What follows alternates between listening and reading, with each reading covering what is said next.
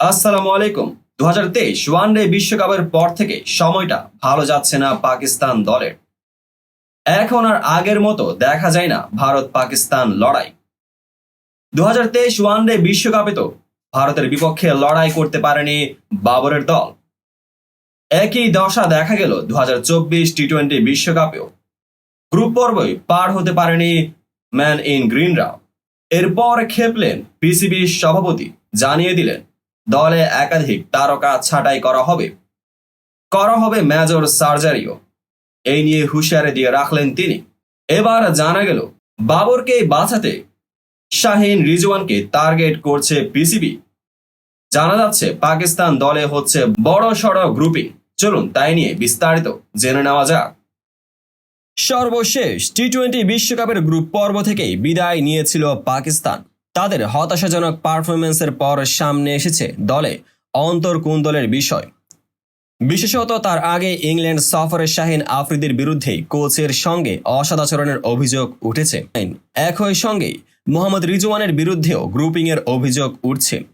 পাকিস্তানের সাবেক ক্রিকেটার বাশিদ আলীর দাবি বাবর আজমের বাজে পারফরমেন্স ও অধিনায়কত্বকে আড়াল করতে আফ্রিদি ও রিজওয়ানকে দোষ দিচ্ছে পিসিবি। তিনি বলেন, আফ্রিদি ও রিজওয়ানের বিরুদ্ধে প্রতিবেদন বানানো হয়েছে যে তারা নাকি আলাদা গ্রুপ বানিয়েছে, কিন্তু এটা ভুল। আপনার দোষ অন্যের উপর চাপিয়ে দিবেন না, অন্যথায় পাকিস্তান ক্রিকেট ধ্বংস হয়ে যাবে। আমি এখন এটা বলছি কারণ আসলে যদি এটা ঘটে তাহলে সেটা আপনার ভুল। আপনি যদি মনে করেন রিজওয়ান, আফ্রিদি ও বাবর একই পিছে নেই, তাহলে তিনজনকে সরিয়ে দিন, বাকি দুইজনকে দোষ দিয়ে একজনকে নায়ক বানাবেন, এটা হবে ভুল, যোগ করেন তিনি। বাবরের অধিনায়কত্ব নিয়ে বাসিদ বলছিলেন, বাবর আজম অধিনায়কত্বে কেমন করেছে শুধু এবারের বিশ্বকাপ নয়, 2023 ওয়ানডে বিশ্বকাপের শুরু থেকে চিন্তা করুন। এর আগে মেলবোর্নে কেন ভারতের বিপক্ষে শেষ ওভারে মোহাম্মদ নওয়াজকে ওভার করালো? এসব কি আপনার চোখ খুলে দেয় না? মাত্র 5 ম্যাচ পরে আপনি আরেকজনকে সরিয়ে দিলেন নেতৃত্ব থেকে। চিন্তা করুন তার মনের অবস্থা। আমরা যখন টিভি সেটে চেয়ার ছাড়ি তখনই তো খারাপ লাগে, যোগ করেন তিনি। এদিকে আন্তর্জাতিক ক্রিকেট থেকে অবসরের মাত্র 3 মাসের মাথায় পাকিস্তানের নির্বাচক প্যানেলে যুক্ত হয়েছিলেন সাবেক পেসার ওয়াহাব রিয়াজ। চাকরিটা বেশি দিন টেকাতে পারলেন না তিনি। সর্বশেষ টি-20 বিশ্বকাপে ব্যর্থতার জেরে প্রথম কোপটা এলো 2 নির্বাচকের উপর।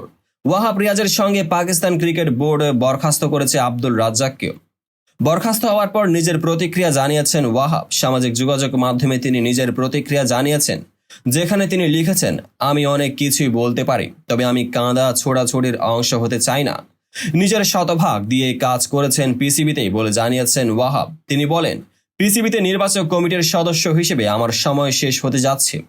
আমি আমার ভক্তদের জানাতে চাই যে খেলাটি আমি পছন্দ করি, সেটা বিশ্বাস এবং ভরসার সাথে পাকিস্তান ক্রিকেটের উন্নতির জন্য শতভাগ দিয়েছি। তো বন্ধুরা, ভিডিওটি যারা সম্পূর্ণ দেখেছেন সবাইকেই অসংখ্য ধন্যবাদ। ভিডিও শেষে কমেন্ট সেকশনে আপনার মতামত জানাতে ভুলবেন না, আর চ্যানেলটিকে সাবস্ক্রাইব এবং পেজটিকে ফলো করে পাশেই থাকবেন যাতে পরবর্তী ভিডিওর সকল নোটিফিকেশন সরাসরি পেয়ে যান। দেখা হবে পরবর্তী ভিডিওতে।